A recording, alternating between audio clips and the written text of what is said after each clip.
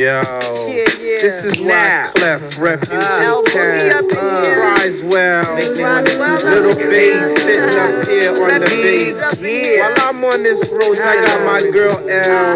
One time. Hey yo, L, you know you got the lyrics. I heard he sang a good song. I heard he had a style.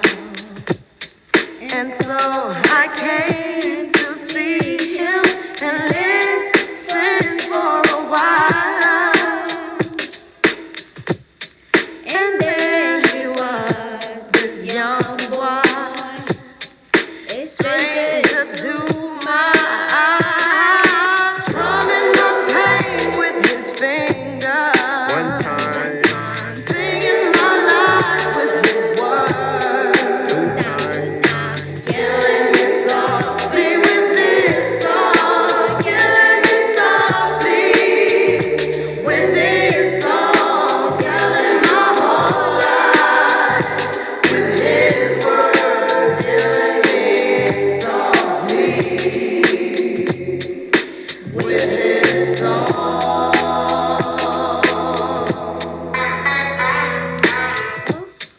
I felt all flushed with fever, embarrassed by the crowd. I felt he found my letters and read each one out loud. I prayed that he would finish, but he just kept right on, strumming my pain with his fingers. one time, Singing my life with his words. two times, Killing me softly with his song. Killing me softly with his song. Telling my whole life with his words. Killing me softly with his song. yo, L Boy, take me to the bridge.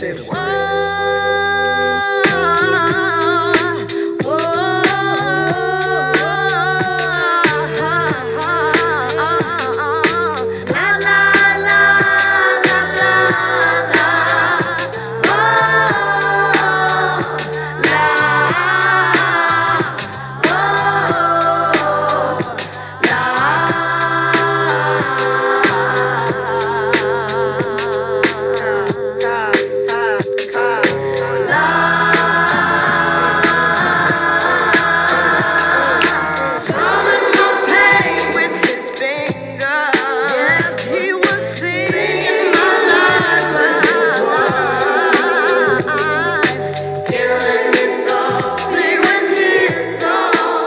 Killing me softly with his song. Killing my whole life with his word.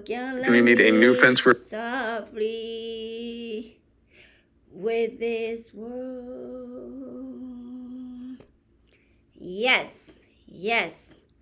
Good morning. That's Monica, your friend Monica, jamming through with the Fugees on Killing Me Softly with his song. That's my jam. I dedicated that song to my husband because this is exactly how it went. This is a romance that was gonna work for literally 5 years before it even started. And so, and we went to see the Fuji. We went to see Lauryn Hill, the lead singer of that song. That song was original. I think that was Roberta Flack. That's Roberta Flack's song that the Fuji was covering. But it's always on Time Jam. It's almost have 1 billion views. It's just like a Mary J. Blige Family Affair. It's almost 1 billion views because those the message is universal, okay? And that's what Black folks do. Black folks concentrate on this life. What's universal? Not just what is for white folks, but what's human. across the human spectrum, right? And hopefully they will keep that tradition. That's what being black is supposed to be about. Since the colonizers had these labels for us, because remember, being white is a colonized designation, being black is a colonized designation. So these designations supposed to mean something. So if you're being black, what you're supposed to do is concentrate on liberating the human being, not just the black human being, but all human being. And what is it that is applied to all humans? And what can we do about it? How can we stop the degrading, dehumanizing, demeaning of a human being? That should be black folks. That's what the black Negro so-called leaders supposed to be out here doing, instead of trying to join in on the colonized white folks on oppressing. They should be out here telling the white man, the white woman, hey, let's not do that. Hey, that's human. Hey, that should be the message every single day. Right? But anyway, I'm gonna put that aside. That's killing me softly. I like it. But good morning. It's another day. And I'm already up. I do everything every day. Get up, turn on my candle. Jean, our principal character in this play, she bought me this very wonderful thing. Well, she gave me this. It's like you plug it in and it light your candle, right? And this is like I have perpetual candle that never go away because it just keep running and running. Whereas this candle here, I have to turn it on because I want one next to me while I'm doing my show. That one is a perpetual candle. And by the way, this candle was given to me by the babies, by minor character Tom's son, Aiden, and his wife, Rose. So the babies like their little brownie, and I'm very grateful for that. But anyway, we are gonna I have today, remember we spoke about a little bit about a few things yesterday. One of the things that we spoke about is I introduced this minor. I hinted at the fact that I'm just gonna refresh your mind what happened with this. When we were in the waiting room, in the UIC waiting room at a hospital, what happened with this minor character, also known as Tom. But before I talk about it, I just want to say that this morning, when I was downstairs with my husband, I already mentioned here that my husband, he plays WGN around the clock. It's always running in the background.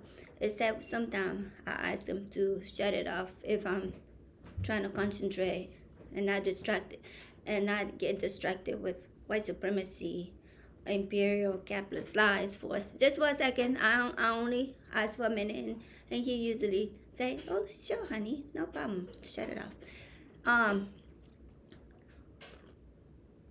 This morning, while I'm busy looking at what's happening, nothing changed. Look like it's a potential war gonna be taking place in Iran, and like people trying to conflate Iran behavior with the settler colony.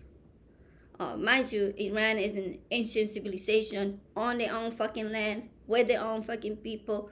It cannot be conflated with this fiction called Israel, a settler colony that is actively exterminating indigenous people of the occupied Palestine. But anyway, that's what some people, those are the mental gymnastics people do to conflate shit. And I won't get too much into it because those are very, it's not related to this video. And I'm also, we're gonna continue to our reading, so with Dr. Parenti, and we'll just postpone the how you're gonna develop Africa with Dr. Rodney for now until we finish this book, and then we'll pick up what we left off from that book. Because I'm just trying to honor Dr. Parenti, who gave us a lifetime of love and commitment to social justice, economic justice, and human dignity and freedom. So he died. It cost him dearly, but when white men do something nice, I like to give them credit. Just like a John Brown, I'm always giving John Brown credit. Just like a Alice Pretty, I'm always any white folk that want to jump in a love train to help us out, I'm gonna give them credit. And if they're on the other side enemy, I'm just going to say, hey, look, check this out. This is a piece of shit. And that's just how I get down. But anyway, that's beside the point. So now I'll this on my laptop, not listening book, because I really learned to tune that out because I've been with my husband for like a decade. And I, unlike what everybody think, I respect my husband's boundaries and feelings and everything about this man. I am the student of my husband. I do everything that I know my husband needs and wants. Only time I go off course is when I know what's right, like if it's off course somehow that I know it's not even good for him. So then I had to step in and say, hey, maybe we shouldn't be doing that. But that's just how I operate. So anyway, he had the TV on, and I already make a comment before on one of my videos, or maybe I just wrote it down as a tweet, or I just wrote it down as a post on my Facebook. I'm not sure, but one day they had a little child on WGN giving the news. So I said, oh, what's going on? It's WGN.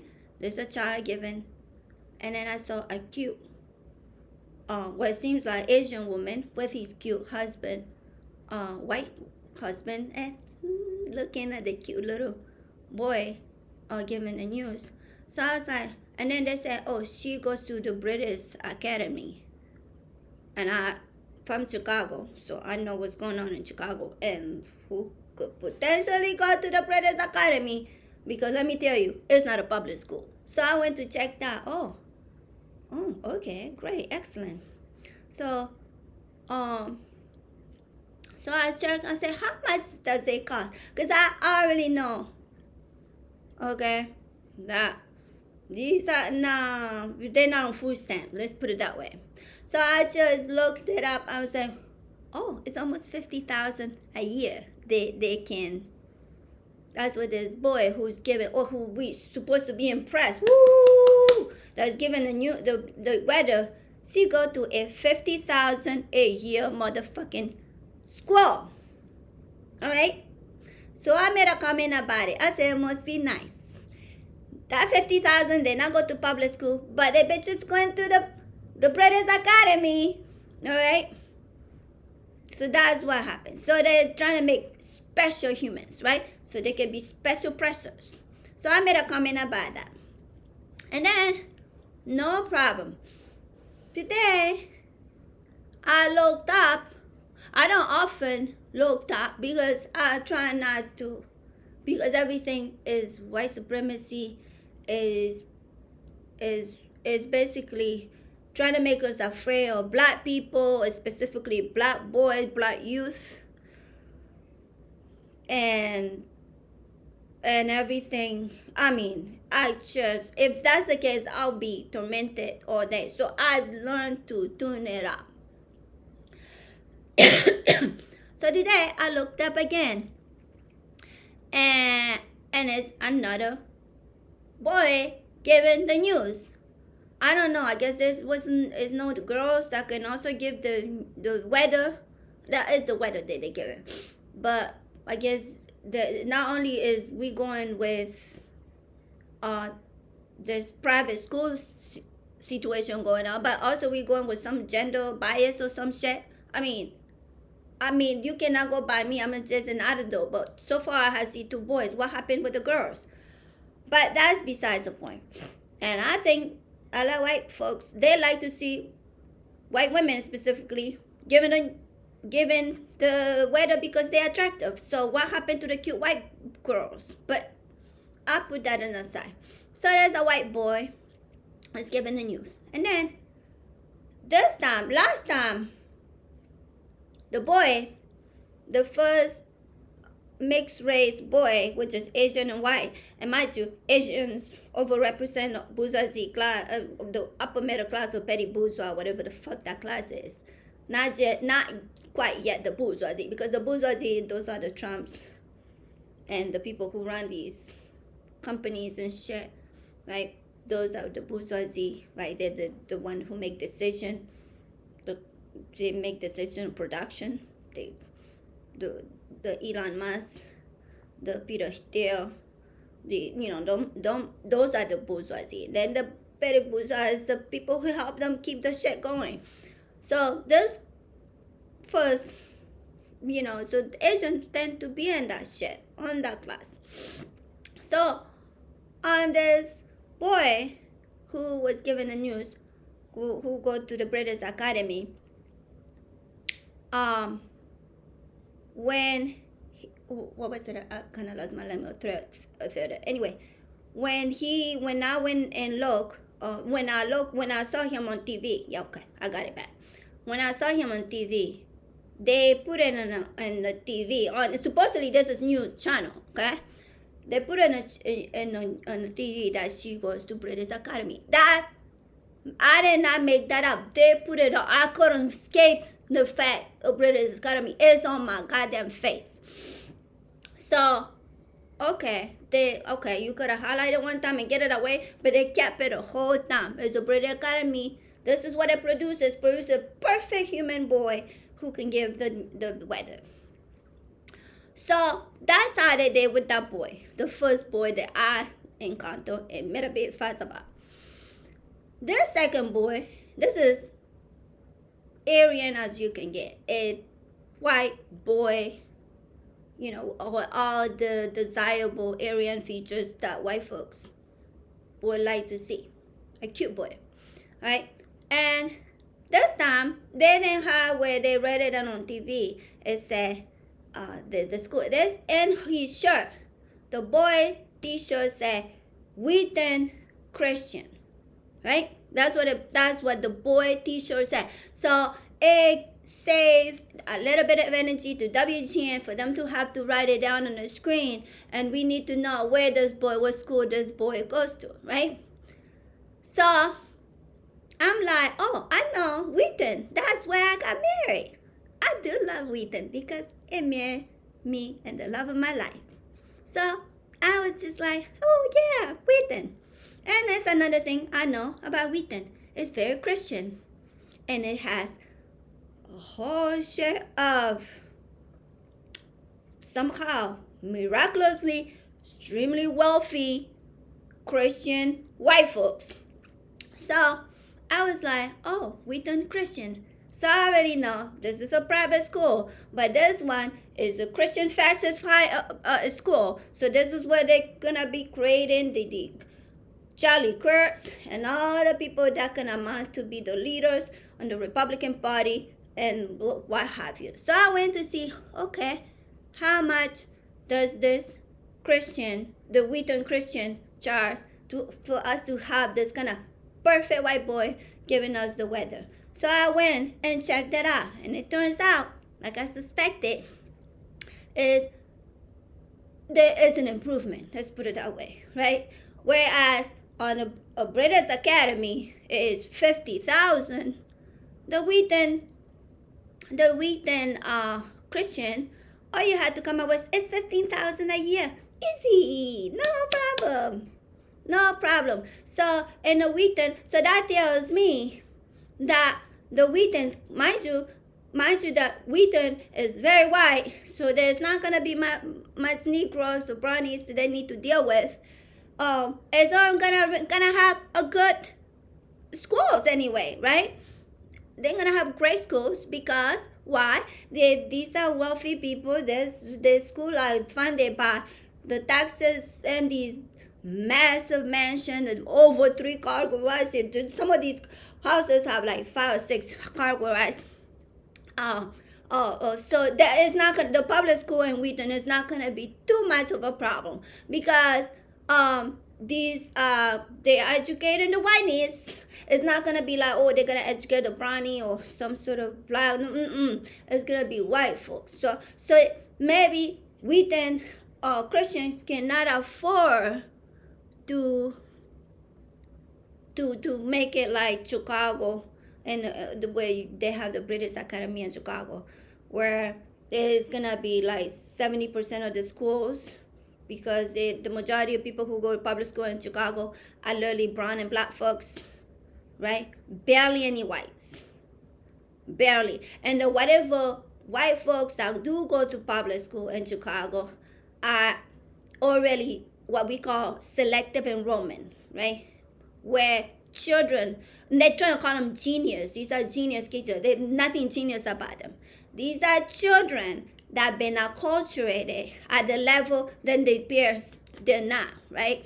These are affluent people who basically put their kids through this aggressive thing that deprived the rest of the children. Now, my kids just happen to actually be two of my kids actually happen to be naturally not genius, but I was naturally smart and naturally driven, and they wind up with those kids, right? With this supposedly genius, but they acculturated. Okay, that's all I can tell you about that. But anyway, that's where you may see more white children, and also you may see this Asian thing, because somehow we don't see too many Asian in the street. But when it comes to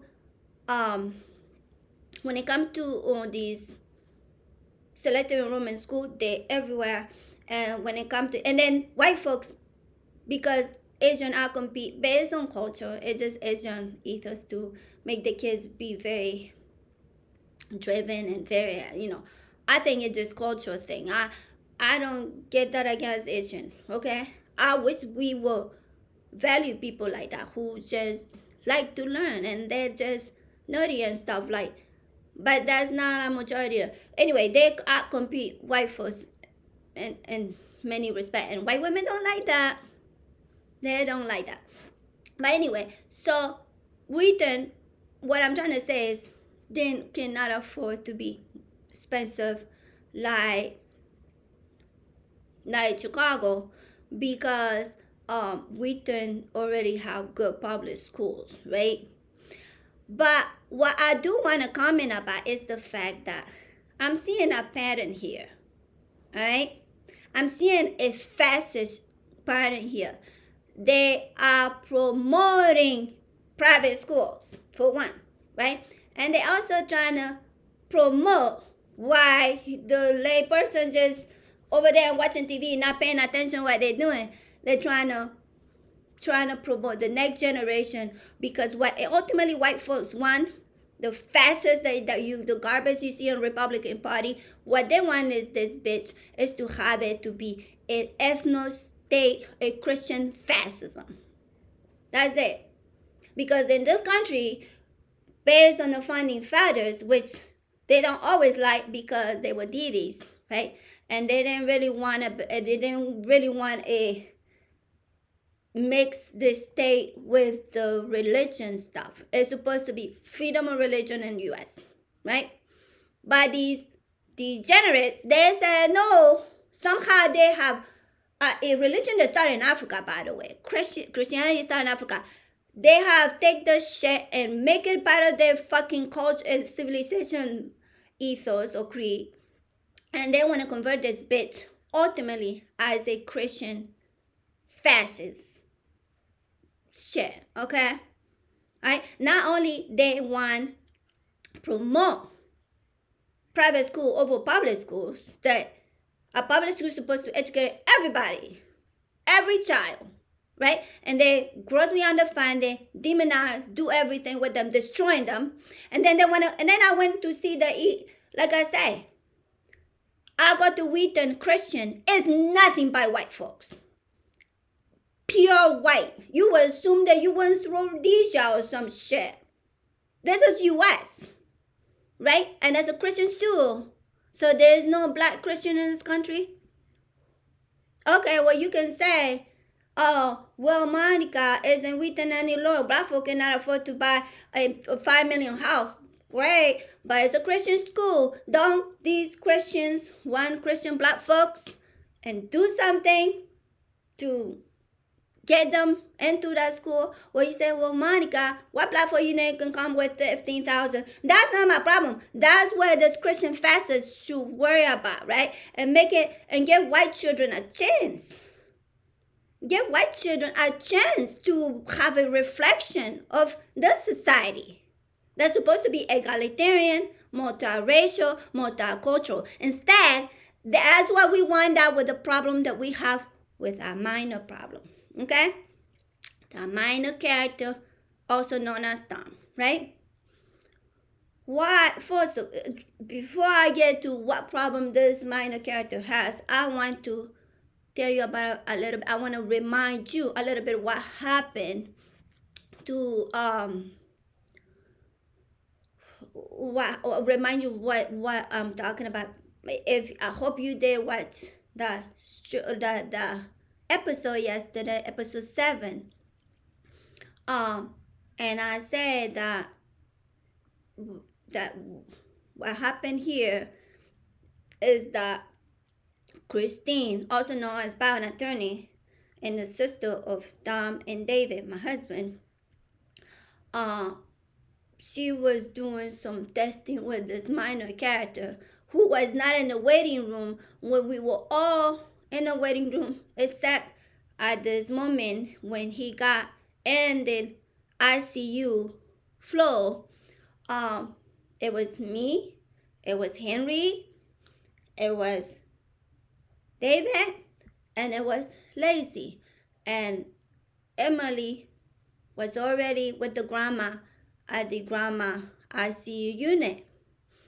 And Emily was entitled to her 30 minutes based on the protocol, right? To be there in the ICU unit for 30 minutes with her grandma that she loved to death.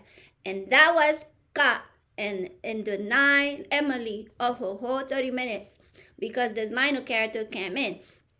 And he didn't want to wait in the waiting room. By the way, I read My Husband in the Waiting Room by Elizabeth Bishop. I hope you saw that on my Facebook page. I may put it on my YouTube. I put it on myself on YouTube now because I wanted to make it organized, especially for this family drama stuff. And so the minor character Tom, he got in and they sorted Emily, which I thought is unjust because Emily was entitled to her whole 30 minutes.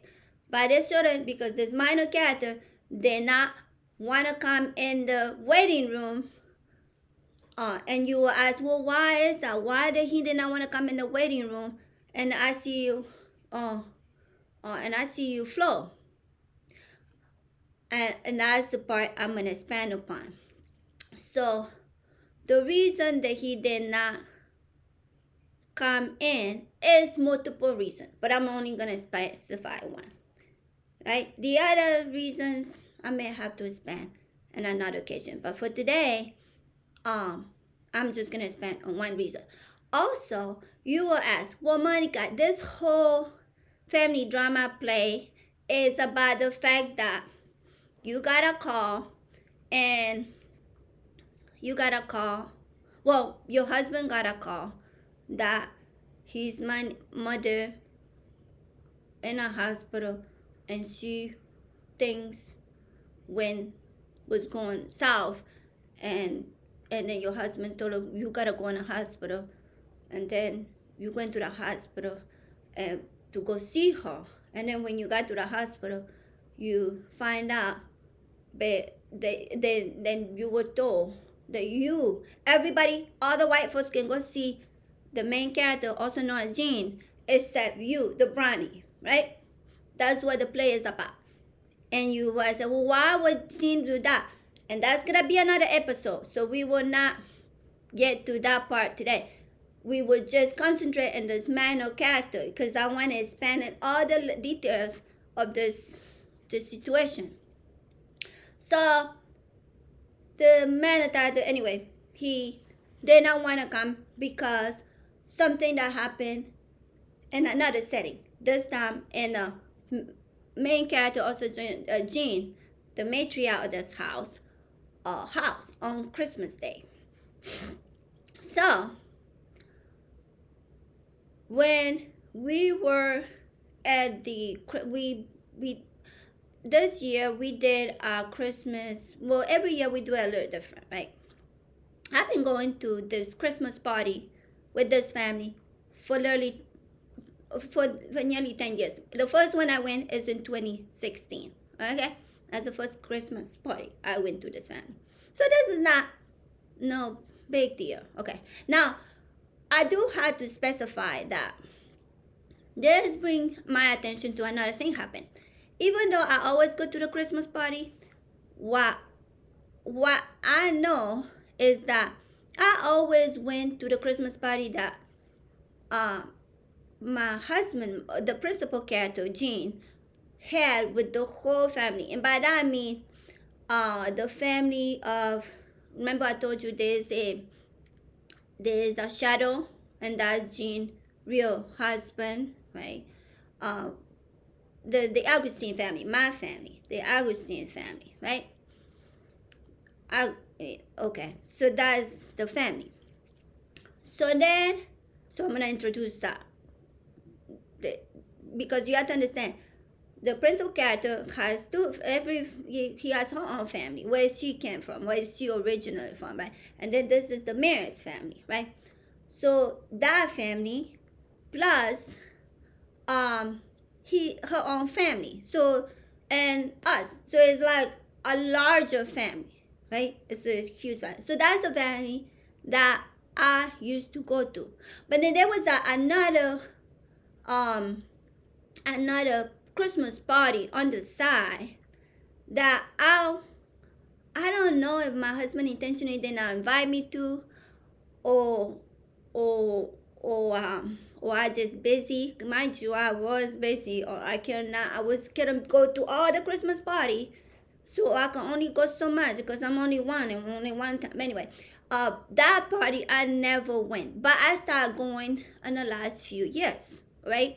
Because now I have more time, and also I did something really cute called marriage.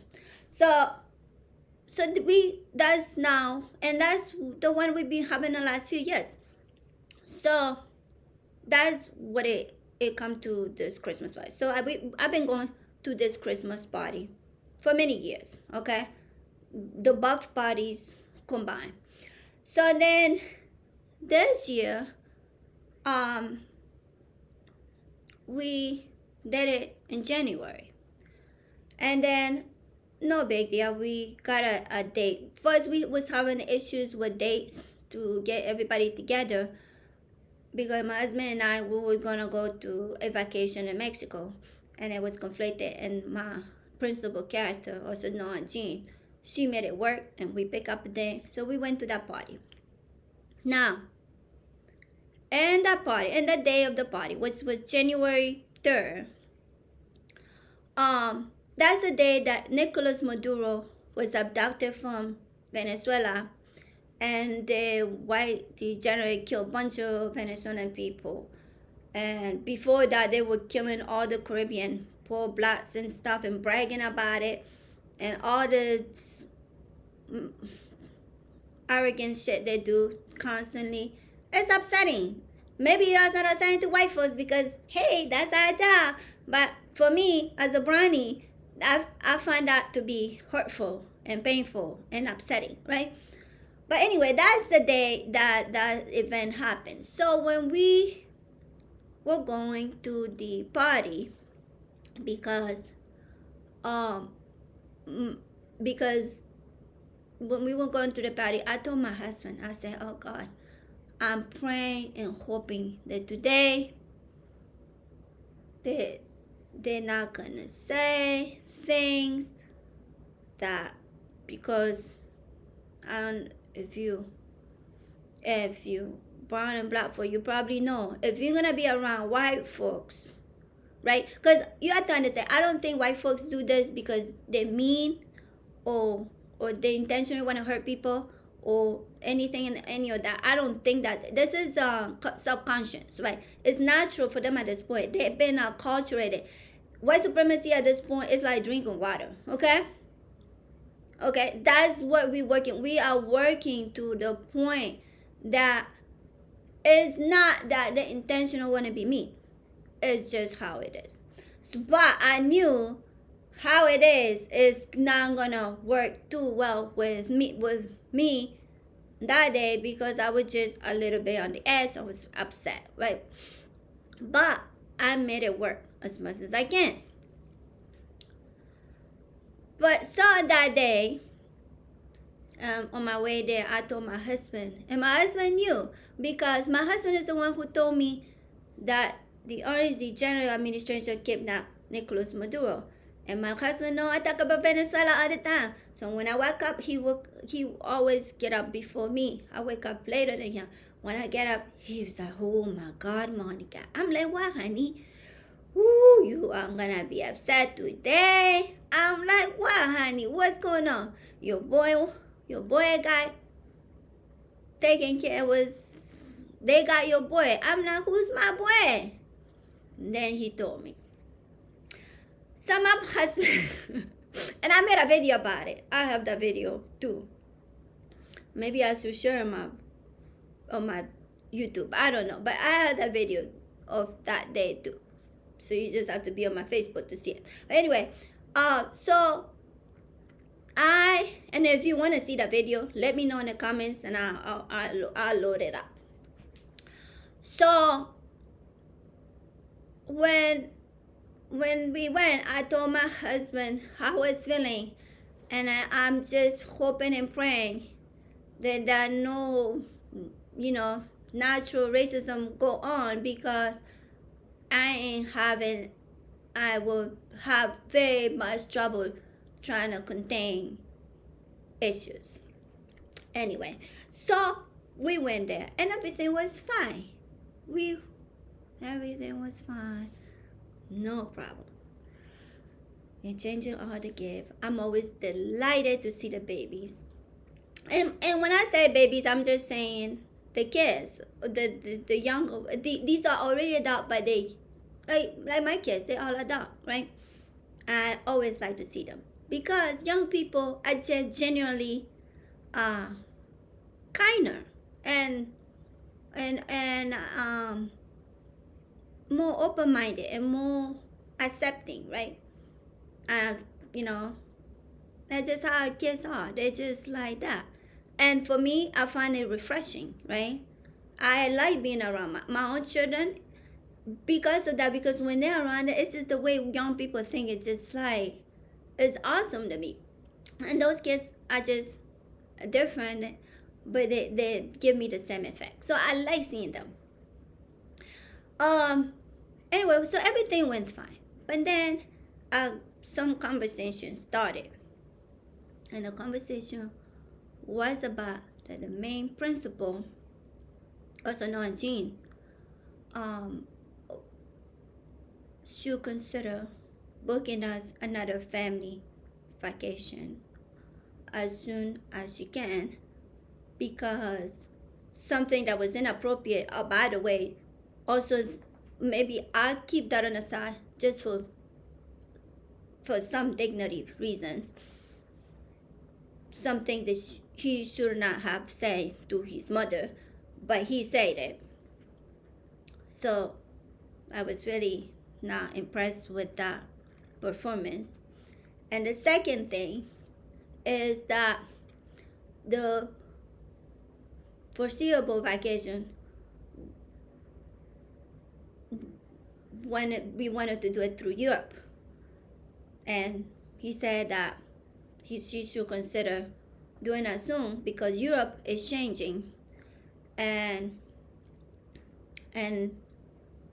then, okay, at first, when he was saying about Europe, specifically UK, I was in his side. I was like, why would we want to go to the UK, right?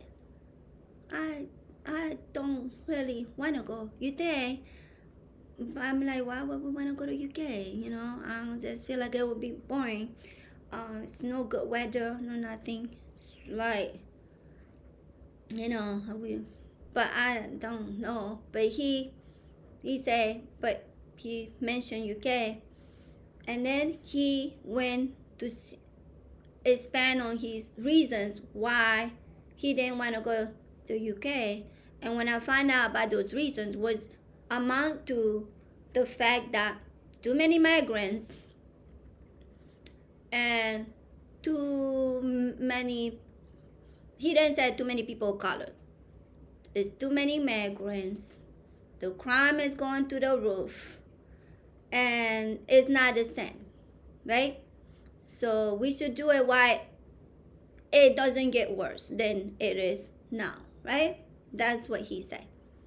Now, at first, I wanted him to retract that statement, right? Because let me put it to you this way. It's racist, right? It's flat out. Why would you say that, Monica? Migrant, crime, that doesn't sound like you're calling them an N-word. It's racist. What he means, because you had to dissect what that means. Before, it was not migrant, so it was no crime. Now it's migrant, it's crime. So he associated migration with crime. That's racist. Alright? Flat out. And who is the migrant? I'm telling you right now, those migrants are not coming from Germany. That's not what his concern is about. The migrants are brownies and blackies, and he has a problem with that. So according to this logic of this minor character, Tom, he can only vacation with his white boy. If there's no white folks, we shouldn't be vacationing because crime, because people, brown, dark-skinned humans, they crime. So we shouldn't be vacationing. So that means we can never contemplate taking a vacation in Africa, taking a vacation in Latin America, taking a vacation in Asia, the Caribbean, forget it. You understand? So I was like, since at first I tried my effort to see if we can come to some sort of consensus and retract his statement. He didn't. He doubled down. And said, he doubled down. I have no control. My ghetto fabulous proclivities. And it came out. And because it came out, I was unceremonially asked to exit the premises by another character in the display called Henry, also known as Jean, common-law husband. And so, but before we left, but we didn't leave before this minor character threatened to do something the white folks do all the time. Threatening me with the slave catchers, also known as police, also known as pigs, right? But anyway, no problem. My husband and I, we make our way out, and Precious Jean, the principal character in this play, came through the door, gave us a smile, and gave us a hug, and we left and we went home. So I think that's one of the reasons why he didn't want to come in the waiting room and give us a law, because that day he say he never want to talk to me, right? That's why that happened. So that's all I can say for today about this specific character. But I do want to say, and one more thing about this whole thing happened in the principal character, also known as Jean house. When we got the disagreement, right? Me and the minor character, it was not just me and him who have this interaction, right? Other participants came in except one person, and that is the principal character, that is Jean. Another person who got involved in this whole interaction was Christine, also known as Pound Attorney, and Henry, also known as Jean's common-in-law husband. But I do not, no problem. They all, this whole thing about white folks going against one Bronny, these white folks going against me, I can handle it. I hold no grudges. But I just wanted to say that they picked his side and singled me out from the Bronny situation. So that's only part I want to make sure I left you with. That's what happened in that house. So anyway, my husband and I went, and that was it. So that's what we'll leave this situation for today on this family drama. Tomorrow we'll pick up from there for the rest of this play, because this play is gonna be ongoing. I don't know when it's gonna end. It's gonna end whenever it's gonna end. I'm not gonna end it until everything that I think needs to be in this play. And by the way, every single act, every single thing that I put in this play is a factual. It's a fact. It's not conjecture. It's not me making it up. It's not me lying. These are facts. Okay? All right? So I just want to put, if it's something that's not, I'm not going to include nothing that's not true. Everything, because I don't live on lies. I live on as close to the truth as I can. Right? Everything that's going to be included in this play is going to be factual, and so then that's just how it's going to be. I'm just like, I'm not making this up. This is not because I'm genius and I know how to construct play and I know how to sketch. I did not go to school. I don't know any of that. This is just, this is the play. Okay, the play is written itself. You know what's so interesting about this play is, it dawned on me yesterday that these people literally gave me a play. Like, I don't need to go to Broadway. I am living a play in my own family. You know, a family of my chosen. Because like I started with the Killing Softly, this is a romance that I was blessed with, that I'm grateful for. It's a blessing. The best thing ever happened to me. And I just appreciate every act of it. You know, good or bad. Every little part of it, I take it in and I just let it be. For me, I'm just going to keep doing what I think is right. And I'm just going to be honest about everything. Okay? And I'm going to just keep it in that spirit. But this is an ongoing play, and I'm going to keep playing it, because one thing I want to people to come across with display is that the personal is not disconnected from the political, right? The personal is not disconnected from political. The political is what allow what you see personal, okay? And that's a fact. So for that, we can go to Dr. Parenti and start chapter 5. We're gonna be reading the black shirts and reds, the rational fascists, and the overthrow of communism.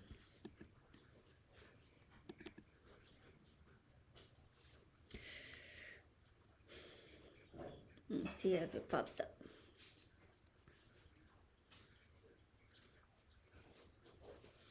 It's blank. Okay, now. So we'll start chapter 5, Stolen Fingers. In 1989 to 1991, remarkable transformation swept across Eastern Europe and the Soviet Union. Communist governments were overthrown. Large portions of the publicly owned economies were dismantled and handed over to private owners at garage sales prices. And one-party rule was replaced with multi-party parliamentary system. For Western leaders who had tirelessly pursued the roadmap of communism, it was a dream come true. If the overthrow of communism was a victory for democracy, as some claim, it was even more victory for the free market capitalism and conservative anti-communism.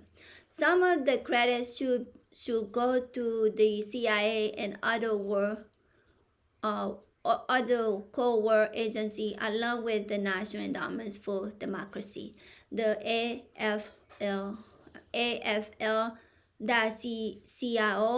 and the Ford Foundation, the Rockefeller Brother Fund, and the Pew Charitable Trust, and various right-wing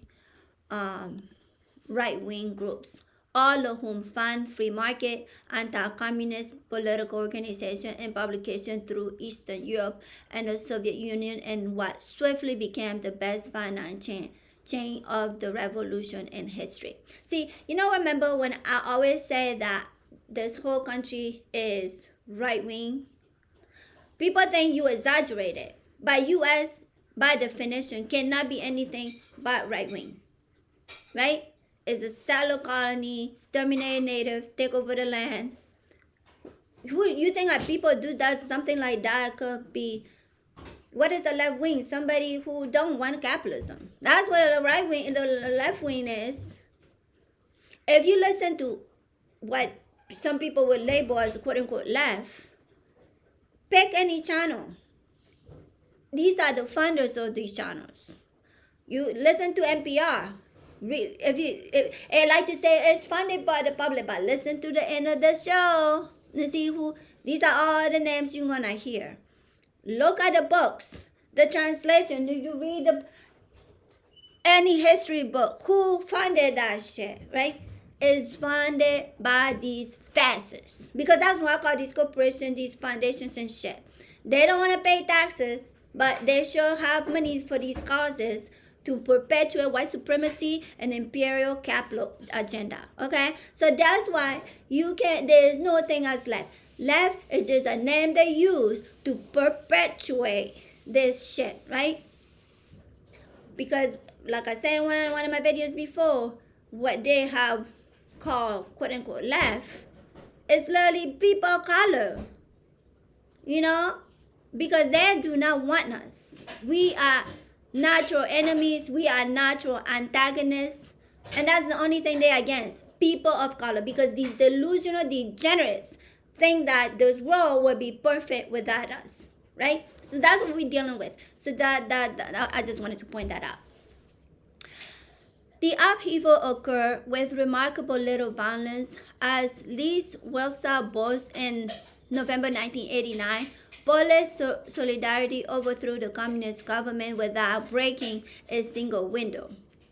This say at least as much about the government that was overthrown about the rebels, rather than acting as might U.S. sponsored rulers in El Salvador, Colombia, Zaire, Indonesia, with death squad terrorism and mass repression. The communists relinquished power almost without firing a shot.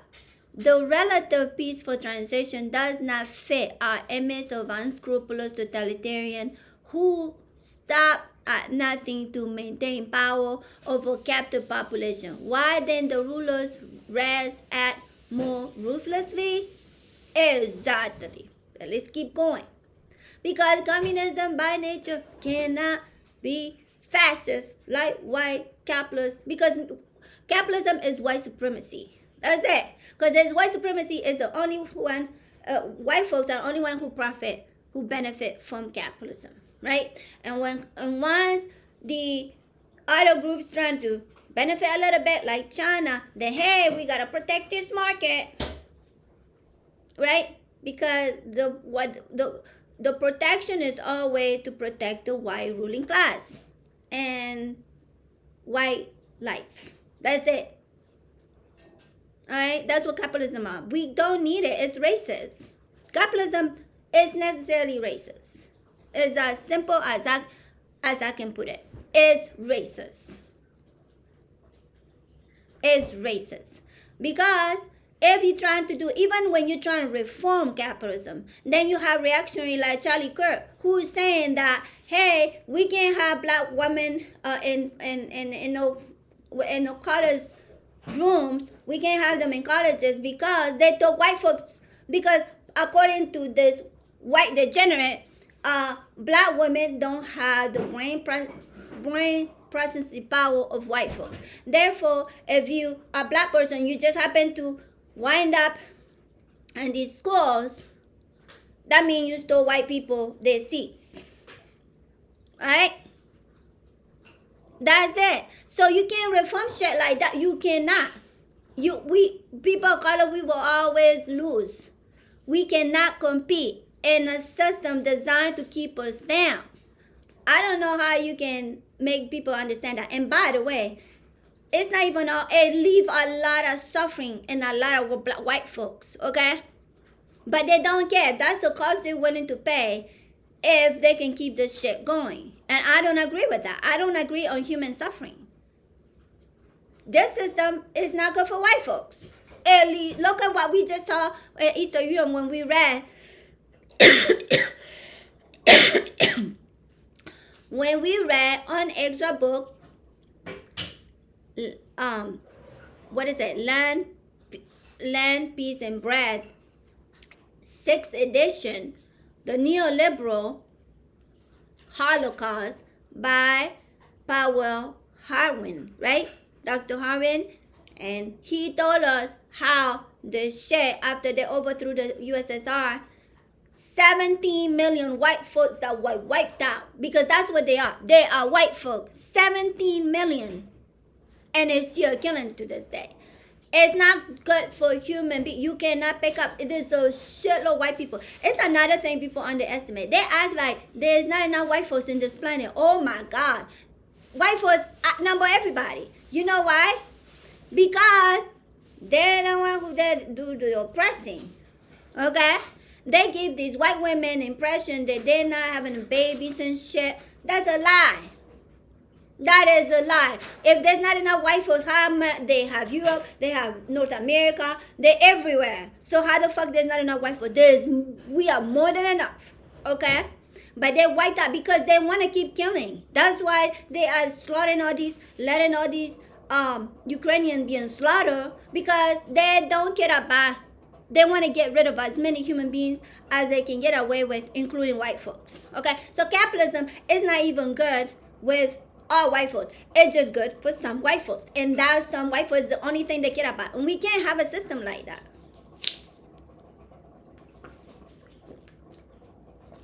It's anti-human.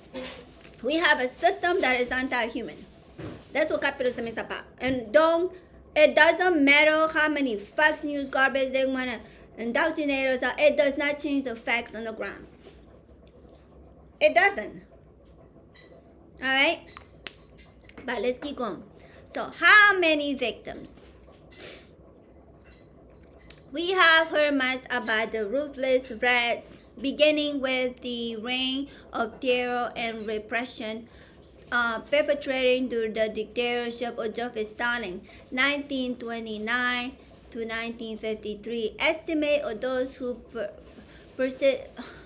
perished under Stalin rule based principally on a speculation by writers who never reveal how they arrive at such figures, or varying widely. Thus, Roy Medvedev put Stalin victims at a 5 to 7 million. Robert Conquest decided on 7 to 8 million. Olga Santonovskia claimed 19.8 million just for the 1935 to 40 period. Stephen Cohen said 9 million by 1939 and 3 million executed or dying from mistreatment during the 1936 to 1939 period. And Arthur Koestler tells us it was 20 to 35 million. For more recently, William Rosner of the Clayman Institute referred to the, quote, 100 million people wantonly murdered by the communist dictatorship since the Bolshevik Revolution in 1917, close quote. And Richard Laurie blames the Stalin era for the slaughter of millions. The quote, the slaughter of millions, close quote. I had to say something about these numbers, okay? When it comes to white supremacists, that's numbers, turns out, they're political, okay? White supremacy is about lies. For example, we know North America was 100% populated by Native Indigenous people. These bitches came here. All of a sudden, there's not 100 people, 100% of indigenous people that were here. And we, according to estimates during this period, it's about 100 million people. Okay? At that time, when these Europeans came here, in the earliest 1500s, okay, of 1492, right? Where did they go? Then they come up with the lies, say, well, there were no people here. There was a land with no people, and people with no land, or some shit like that. But that's not true, okay? That's not true, because they want to construct a story that somehow this is something they discover. They discover planet Earth. That is, white folks discover planet Earth. So they did a discovery of the Americas. That's why we have Christopher Colombo. That's why we have the garbage like Nancy Pelosi and Mike Pompeo and shit like that. Racist white folks, right? Because they play with numbers. They don't care about truth and honesty and about learning from mistakes and about making things right for human being on earth. They're interested only in one thing, is perpetuating white supremacy, to perpetuate the white rule over worse peoples. That's it. That's the only thing. So what happened? So what I'm talking about, for example, right now, for over 2.5 years, they've been slaughtering Palestinians.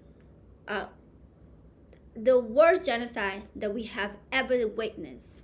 I'm not saying numbers, because Palestinian population is not as huge population as, say, Africa, which they slaughter, right? It's smaller population. They have been slaughtering mercilessly, right? And whenever they want to give us a number, they will say, hey, we can't trust that number because it's Hamas-run healthcare ministry, right? That's what Joe Biden, another white fascist, white supremacist, would tell us. So we can't listen to those numbers. Those numbers are not correct. Okay, fine. Why will a white folk tell us that what Hamas numbers are not correct. Why would they say that? You know why? Because they lie about numbers all the time. That's why. That is why. Okay? Because I, as a Monica, I would not question numbers because I was not there incarnate. Hey, 1, 2, 3. I wasn't there. I'm not in Palestine. I'm not in Gaza. Who's there? It's Hamas, right? Now, the reason why they're doing it is strategic, right? They say Hamas run numbers, right? Because if you say Palestinian run numbers, that may make average white women read on your New York Times or reading the Washington Post, living in 2.3 million house, thinking that she's civilized and she's superior and she's just this wonderful human being on earth, like jeans, grocery bags, tell us, I live in the land of the free and the home of the brave, right? That's what our white women, white men would think, right? Oh, it's a large number. That's kind of messed up, but I don't think it's true. You know why? Because it's Hamas run health ministry, right? Now we can't trust the number. Now I don't have to worry about it. I can feel good drinking my coffee, doing whatever else I want to do with my civilized world, right? That's why. That's why they lie with numbers. Now, they don't trust Hamas run numbers. But yes, what number they do trust? Iran. So with Iran now, which I kind of take so much joy, you have to laugh at white folk. They are I don't need to go to comedy center. These people are hilarious. So when it comes to Iran was the huge enemy, the numbers are now. So the slaughtering, bombing, they have dropped so many bombs in a little piece of land in Gaza that is shocking that people still there. Like I personally am shocked. It has changed my mind on what in the world the level of resilience for human being is beyond my comprehension. Okay. So we know they have slaughtered Palestinians to unthinkable number. According to some academics, including Israelis, academics, is over 689,000. All right? And not to count the one in the West Bank, the West Jerusalem, and all this other stuff. Right? That's what they're doing to these people.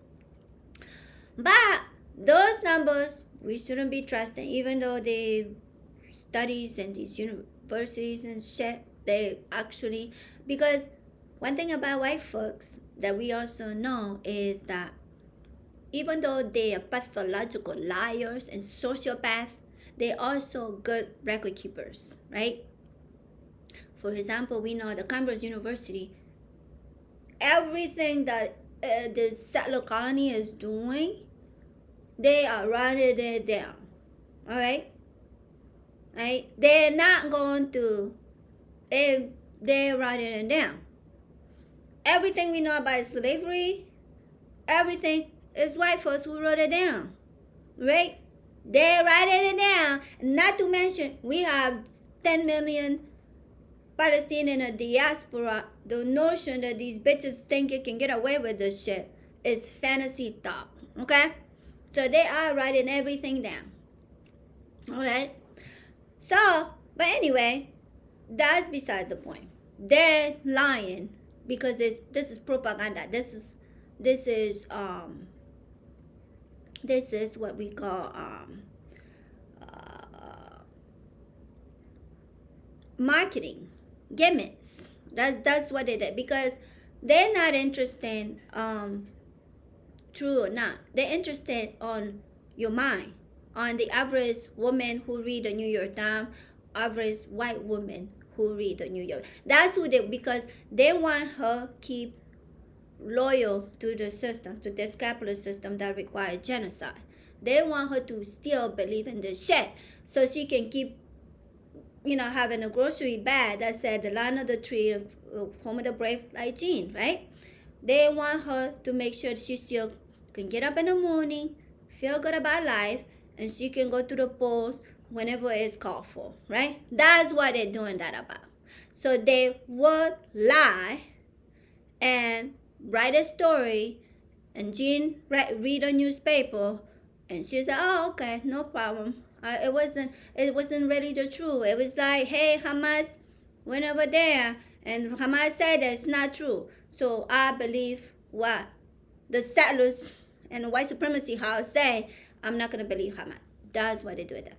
But when it comes to Iran, all of a sudden, oh my God, Iran killed every day. There's a number higher.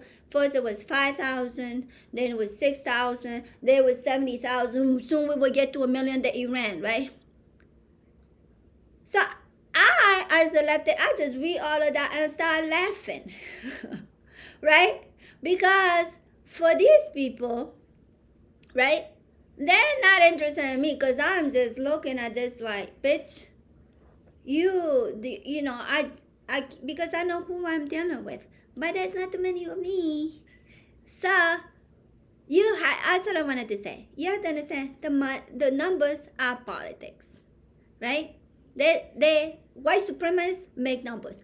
But there's also other white folks who actually like truth and like to understand human life and everything on earth. That they also are there, but you just have to go deep. Like that stupid, the white bitch, a Jewish woman who was Barack Obama political speech writer and shit. I forgot what her stupid name is. You can go to my YouTube videos my Facebook page. I have like 4 of them in there where she say that it used to be that if you want to find anything about Palestine, you got to go to very secluded, very narrow, very barely can find bookstore and find out, ooh, I see it's Palestine. Because according to this bit, genocide should be just something that just relegated to the nerds. Alright? That's what we're working with. So that's all I wanted to say about the numbers. So when you read Dr. Parenti, he's really helping us out, and he's elucidating what is going on with these numbers and why they feel like they need to throw these numbers like that. Because for them, doesn't matter. It's just they wanted to say that, hey, if we want communism, this is what's going to happen. Even though these animals live in a settler colony that exterminated native, there's only 2 million natives left in this country, and it's occupied by them. But somehow we need to be worried about somebody else who does a lot of killing of humans when in fact themselves are a product of genocide and slavery. Okay? That's what I want to say about that. Let's keep going. Onboarding by many documentation, these, quote, estimates, quote, invite us to conclude that the sum total of people incarcerated in the labor camps over a 22-year period, allowing for the turnovers due to the death and terms expiration, will have constituted an astonishing portion of the Soviet population. The support and the supervision of the Gulag, all the labor camps, labor colonies, and prison of the Soviet system will have been the USSR's single largest enterprise. And remember, I did mention the author of this, these are traitors of the USSR.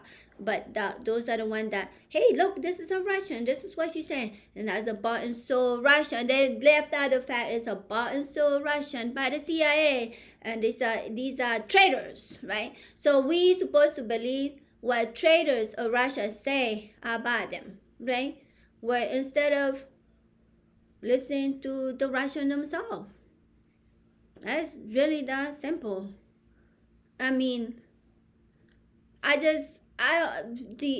the thinking of people is but anyway, let's keep going.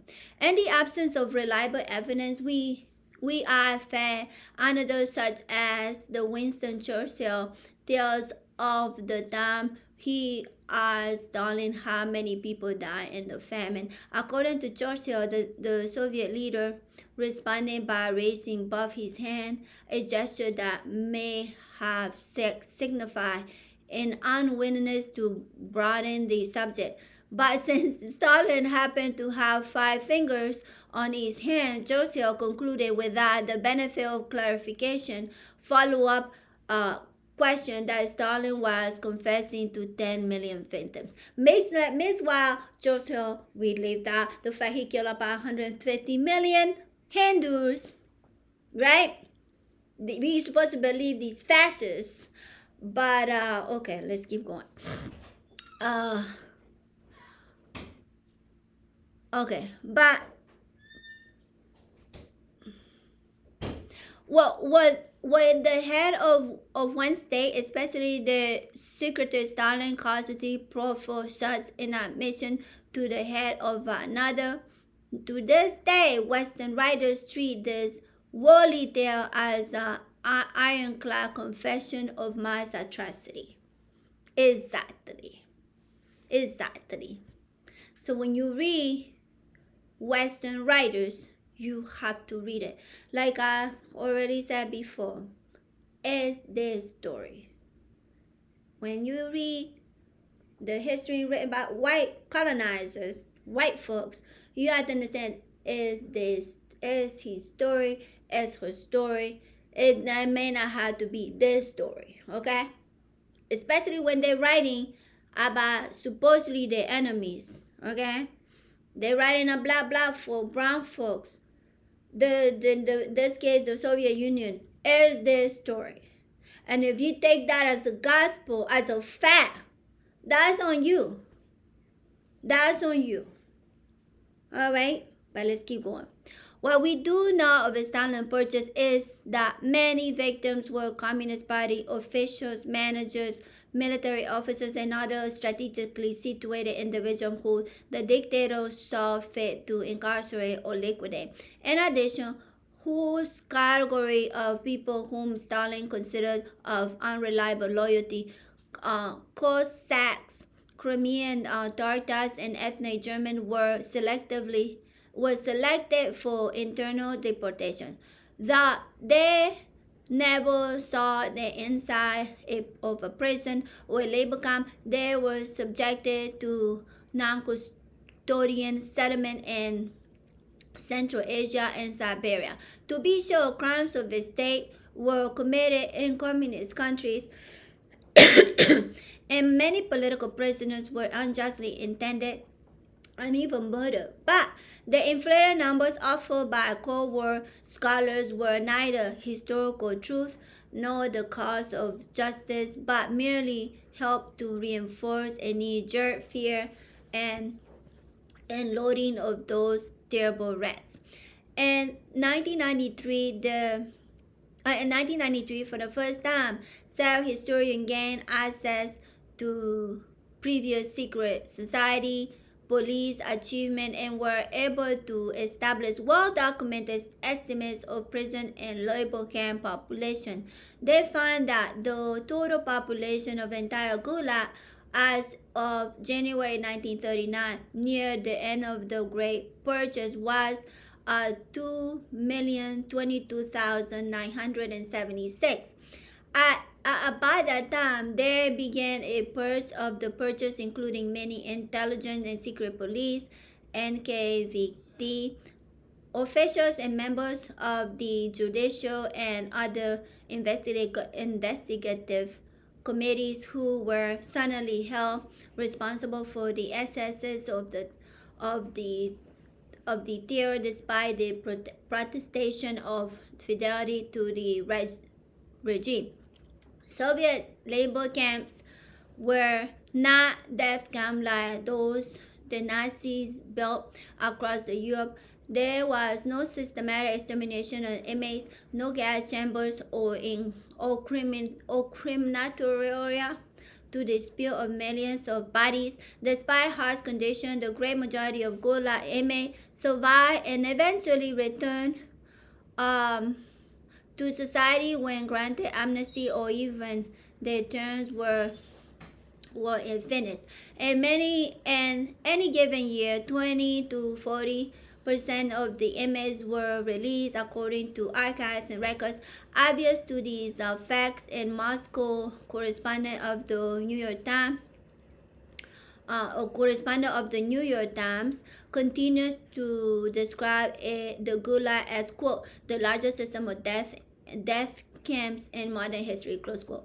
Almost a million Gulag prisoners were released during the World War II to serve in the military. The archives revealed that more than a half of all the Gulags deaths for the 1934 to 1953 period occurred during the war years 1941 to 1945, mostly from malnutrition when severe starvation was the common lot of the entire society population.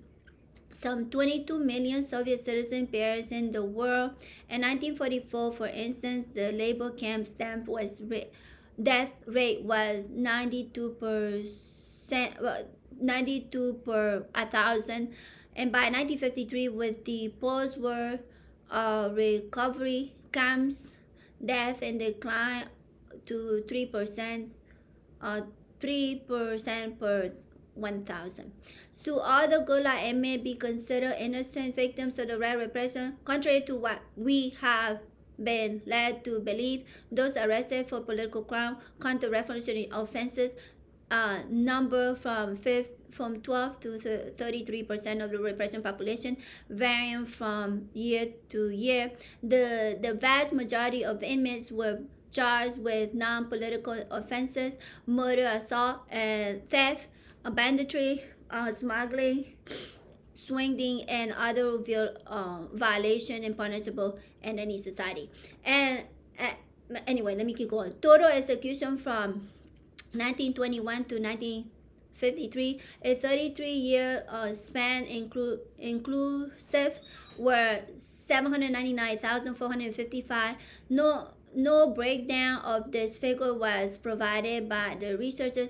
It includes those who were guilty of non-political capital crimes, as well as those who collaborated in the Western Capitol invasion and subsequent White Guards Army atrocities.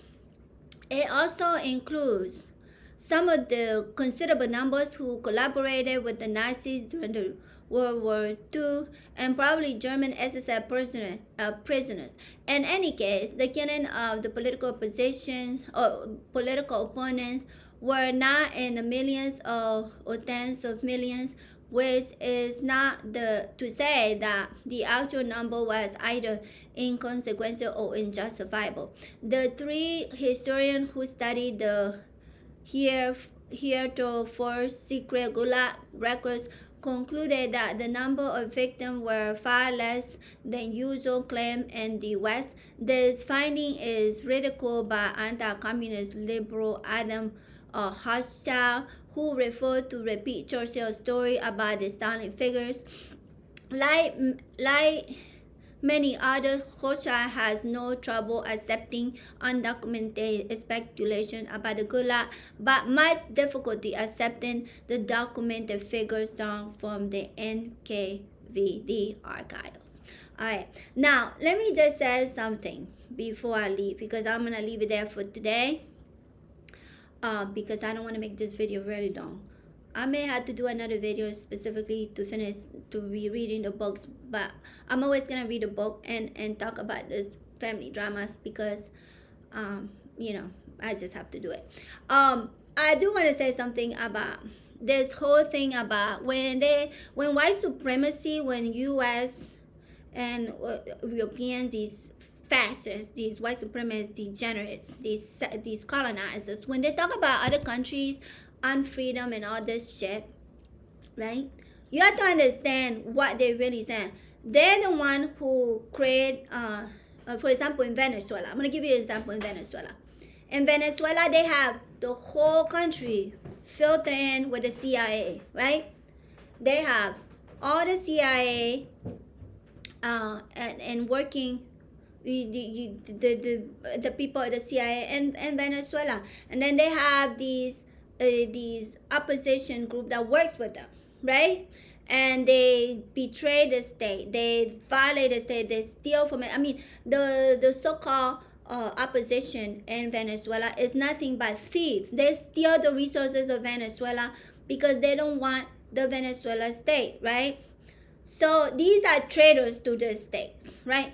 So Venezuela, countries like this, they're very vulnerable. They really cannot crack down on these animals. I believe this should be dealt with. They should not be given a space. You should not have, and also they have so-called news, and because just like the news in U.S. is racist trash, so is in Venezuela, because white colonizers have the news. They control the news of this planet. I don't care what country you are, right? Because if a country is not listening what white folks have to say, then they're gonna have to be dealt with. So when occasionally you Cuba, occasionally you Venezuela, occasionally you Iran had to crack down, then they say, "Who you authoritarian?" Right? So we can never take because I believe those traitors need to be dealt with. Okay? If you are working with the enemy, in this case, white supremacists, white colonizers, you should be dealt with. And I'm not going to feel sorry for you. I am not. I'm not going to say the authoritarian. The authoritarian is the white colonizers. Right? They can't tell people shit. And not only that, look at what this is, the problem they just created for Iran. And now, I'm supposed to believe that the Iran is ruthless? No, I'm not believing that, because Saudi Arabia is extremely ruthless. Why I'm not here in Saudi Arabia? Because Saudi Arabia is U.S. bitch, right? Iran have decided they want to be independent, period. And now I'm supposed to feel no, okay? So you can never trust shit when it comes from colonizers, settlers. You can't trust them. You just cannot believe shit. You have to be skeptical, like Dr. Michael Parenti, the way he said this. You have to be honest. Things go wrong, right? No country is perfect. Things can go wrong. But they cannot be equated with what the white colonizers who want to control everything had to say. Because you have to understand, we're dealing with degenerates who want to maintain the whole world into hostage. If these animals get their way, Russia will be breaking into million federation. Africa will be back to what? If they have their way, they will wipe out the earth and leave them just down. We can't listen with genocidal freaks. Okay?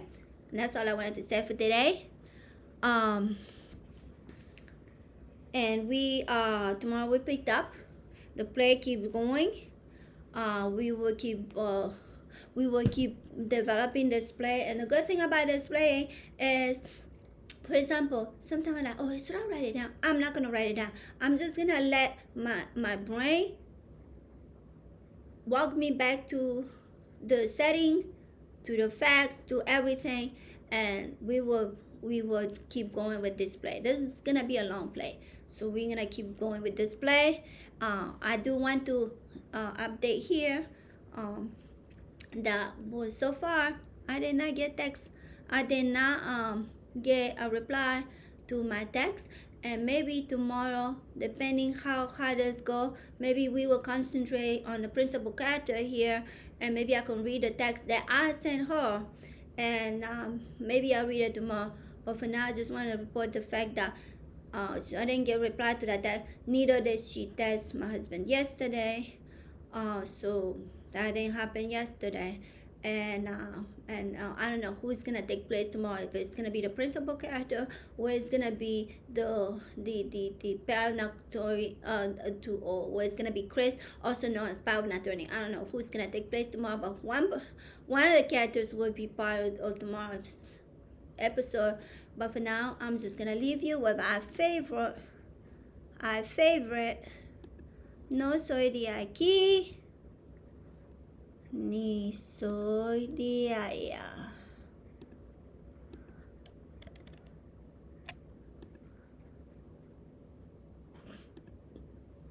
Did you hear about Wonder Man? Wonder Man. Wonder Man. Wonder Man. Wonder Man? What? ¿Has enfermo?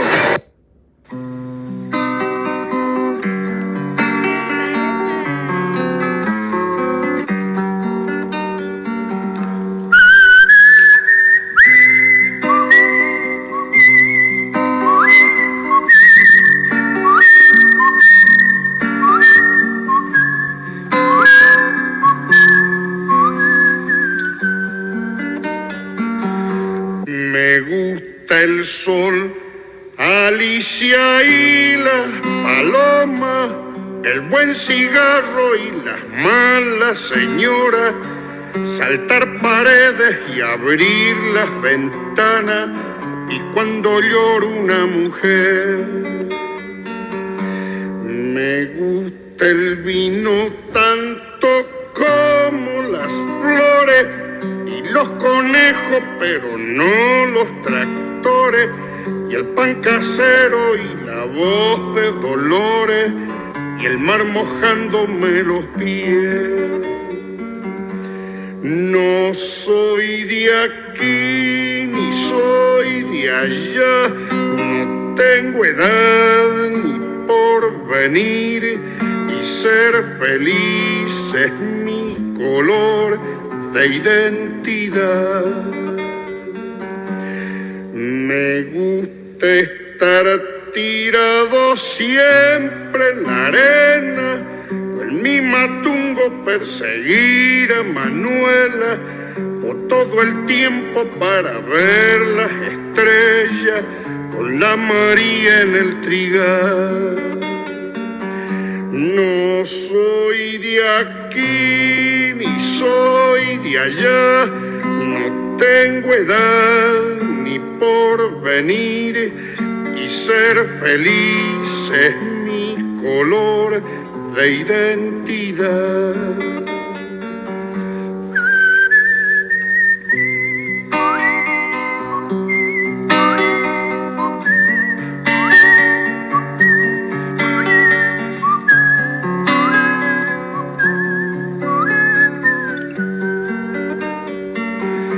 Me gusta el sol, Alicia y las palomas, el buen cigarro y las malas señoras, saltar paredes y abrir las ventanas, y cuando llora una mujer.